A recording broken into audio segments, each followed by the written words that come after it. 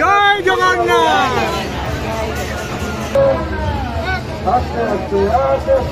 ও ঠাকুর মশাই। Hello everyone, welcome to a new blog of my channel. আজকে তো উল্টো রথ, আর দীঘাতে এই বছর যে প্রথম রথযাত্রা হয়েছিল সেখানকারও কিন্তু মাসির বাড়ি থেকে জগন্নাথদেব ফিরে আসছে নিজের মন্দিরে। তো আজকের দিনটা মন্দিরের কাছে আসবো না সে কি আর হয়। মন্দিরটাকে দেখেছেন কি সুন্দর করে সাজিয়েছে, আর পার্কটাও কিন্তু অনেক সুন্দর করে সাজানো আছে। সামনে ফোয়ারা, লাইটিং বিশাল সুন্দর লাগছিল। যখন গিয়েছি তখন কিন্তু খুব একটা ভিড় ছিল না। তার কিছুক্ষণ পরেই পুলিশ টুলিশ সবাইকে দেখে মনে হচ্ছিল না এবার কিন্তু রথ আসতে পারে। আমি আসার পরে কেটে গিয়েছিল পুরো 1 ঘন্টা। তখন থেকে ঠায় এক জায়গায় দাঁড়িয়ে আছি, কারণ দাঁড়িয়েছিলাম পুরো মন্দিরের সামনে। এরপরে এই যে ওনারা মোটামুটি আমাদের গ্রাম, পার্শ্ববর্তী গ্রামের কিছু মহিলারা এসেছেন, যারা ওই উলুধ্বনির মাধ্যমে ওই শঙ্কর সামনে হেঁটে হেঁটে আসছিলেন। মোটামুটি ওনাদেরকে দেখে বোঝা যাচ্ছিলো যে রথ দেখা যাবে। ওই যে দূরে দেখা যাচ্ছে, ভাবুন তো আমি কত বাসের উপরে ওঠাউঠি করে এদিক সেদিক করে দেখার চেষ্টা করছিলাম, কিন্তু পারছি আর না।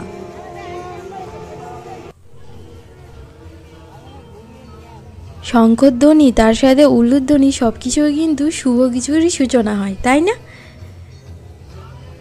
এনাদের পরে পরেই কিন্তু ওই ইস্কনে যারা ভক্তরা তারাও নাচানাচি করে আসছিলেন, তার সাথে কিছু এমনি সাধারণ মানুষও দেখছিলাম নাচানাচি করছিলেন। তবে এমনি নর্মাল মানুষের ওখানে যাওয়ার কিন্তু কোনো সুযোগ নেই। ওনারা হয়তো ওই কোনো স্পেশাল পারমিশন আছে ওনাদের। মন্দিরটাকে দেখেই না চোখটা ভরে যাচ্ছে, এত সুন্দর করে সাজানো মন্দিরটা। আর দীঘাতে লোক, আমি যখন এসেছি তখন 3-4 জন দাঁড়িয়েছিলেন, তবে তার পরে পরে যে ভিড়টা বাড়তে লাগলো সেটা এখন একেবারে তুঙ্গে। আর এরপরে যখন রথ মেন মন্দিরের কাছে আসবে সেই চাপটা তো সহ্য করা যাবে না। আর এই জন্যই না আমার হাতটা কন্টিনিউ এদিক ওদিক হচ্ছিল, কারণ পিছন থেকে ঠেলা খাচ্ছি, দাঁড়াতেও তো পারছি না এক জায়গায় স্টেডি হয়ে পুরো। এই দেখুন এত সুন্দর লাগছিল, একে সবাই জয় জগন্নাথ জয় জগন্নাথ করছে, তার সাথে উলুধ্বনি, শঙ্করধ্বনি আর এই কীর্তনের নাম গান হচ্ছে, তার সাথে ওই ঘণ্টা কাঁসরও আসছিল।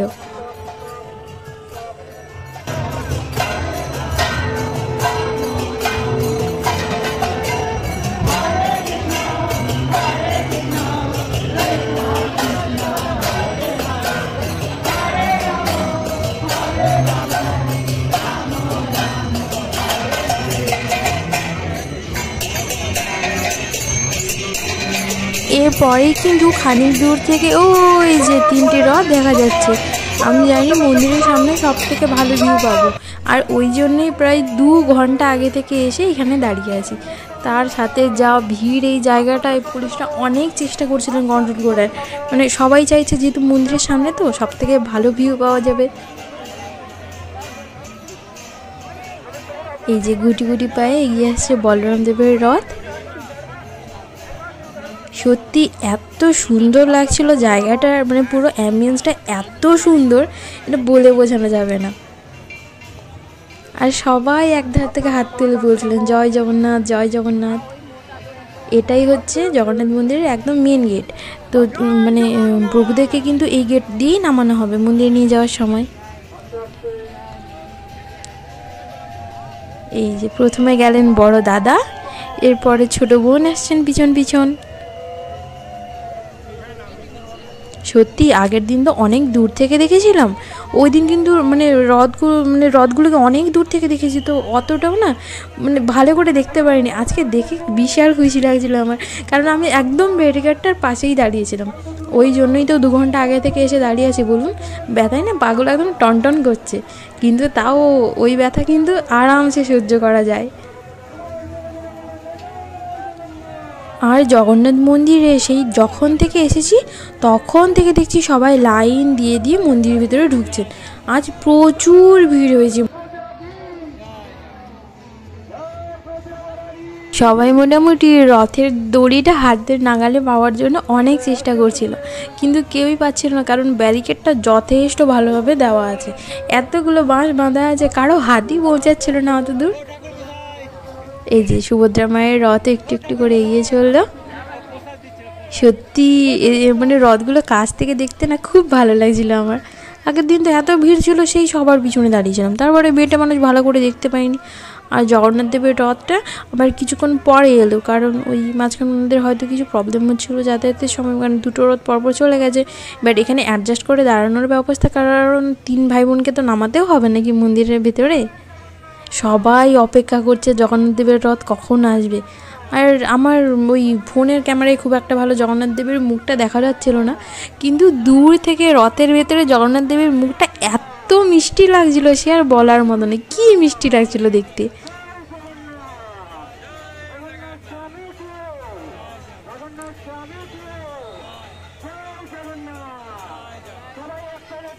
জয় জগন্নাথ সবাই বলছে, এক ধার থেকে সবাই হাত তুলে বলছে জয় জগন্নাথ।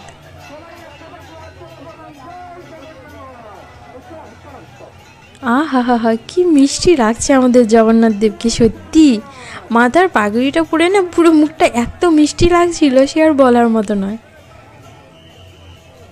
এত সুন্দর মন্দিরের ভিউ, তার সাথে এত সুন্দর রথযাত্রার ভিউ, পুরো আজকের দিনে আমার 2 ঘন্টা দাঁড়ানো একদম সার্থক। মানে পায়ে যন্ত্রণাটা আমি আরামসে সহ্য করতে পারি, কোনো কষ্ট নেই আমার। আর সবাই মিলে ওই ফুলের মানে ফুল চাইছিলেন আর কি, ওনারা দিচ্ছিলেন তো ফুল। আমি মোটামুটি 2টো ফুল জোগাড় করেছি, তবে রথের দড়িটা আমি জোগাড় করতে পারিনি, হাত বাড়ালাম হাতই পাইনি অত দূর অবধি। আর আমি বললাম ঠিক আছে, যা ভিড়ে মানে আমি শুধু ভাবছিলাম যে আমি শুধু চ্যাপটা না হয়ে যাই, কারণ এত ছোটোখাটো মানুষ তো, ওই পিছন থেকে ভিড়ে একেবারে মানে চেপটে গেছি আমি, জানো। এরপর আবার জগন্নাথ দেবের সমস্ত কিছু বেশভূষা এখানে চেঞ্জও করা হবে, কারণ উনি তো মন্দিরে আর ওই বেশভূষায় ঢুকবেন না। শুধু লোকজন দেখুন, শুধু লোকজনটা দেখুন, তাহলেই বুঝতে পারবেন দীঘায় ভিড় কীরকম।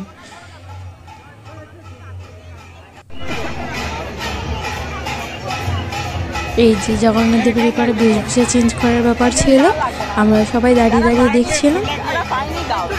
দেখেছেন এই যে ওনার হাত নিয়ে এদিক ওদিক করছেন ওই ফুলের জন্য, সবাই ফুল আর রথের দড়ি জোগাড় করছে, কিন্তু আমি রথের দড়িটা পাইনি, দুর্ভাগ্য আমার সত্যি।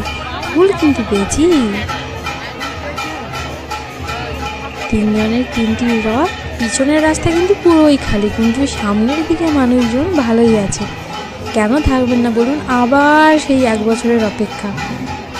আর সবাই শুধু মানে একবার চাইছিল যেন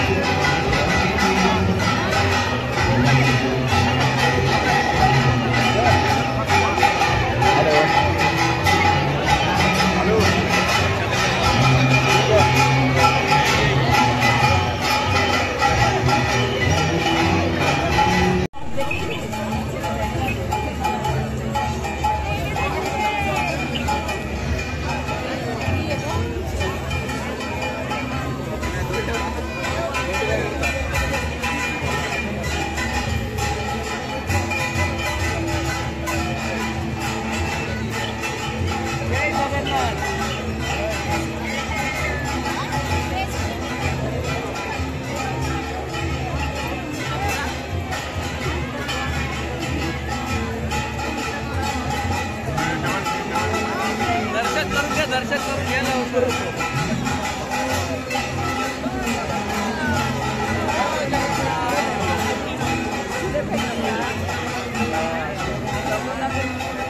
रथयात्रा आहे, रथयात्रामध्ये आलोय. जगन्नाथ हे बघ आता दिसतोय, आता घेऊन चालत मंदिरमध्ये.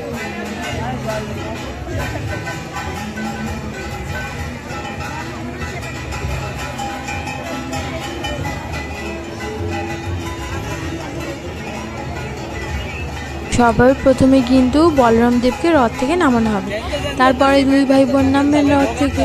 এখানে মানে ভেতরেও কিন্তু লোক সংখ্যা প্রচুর, ওই জন্যই দড়ি টড়ি বেঁধে বলরাম দেবকে নামানো হচ্ছিল। এরপরে 2 ভাই বোনও যাবেন নিজের বসাদি বাড়িতে। সবাই দাঁড়িয়েছিল, একদম একই দিকে সবার নজর, ভাবুন তো। এবার আমিও বেরোই, কারণ এখানে সব শেষ হয়ে গেলে যে পরিমাণে ভিড় হবে তাতে আমি ঠেলে মেলে বেরোতে পারবো না, আর ওই সময় প্রচুর হুড়োহুড়ি হবে। তাই ভাবলাম একটু আগেই বেরিয়ে যাই। তাই ভালো করে প্রণাম করে নিয়ে ভাবছি বেরিয়ে যাব, কিছুক্ষণ আগেই বেরিয়ে যাব, কারণ শেষ হলে আমি আর এগিয়ে যেতে পারবো না। ফেরার পথে দেখলেন এটা হচ্ছে ভিড়, এটা লম্বা লাইন, এখনও লোকে যাচ্ছে, ভাবুন। চলুন টাটা, আমি এবার বাড়ি যাই, কারণ ফিরতে এমনিতেই অন্ধকার হয়ে যাবে, আমার বাজারে আরও কিছু কেনাকাটার আছে। আশা করি আপনাদের রথযাত্রা এবং উল্টো রথ বাহুড়া অনেক ভালো কেটেছে। টাটা।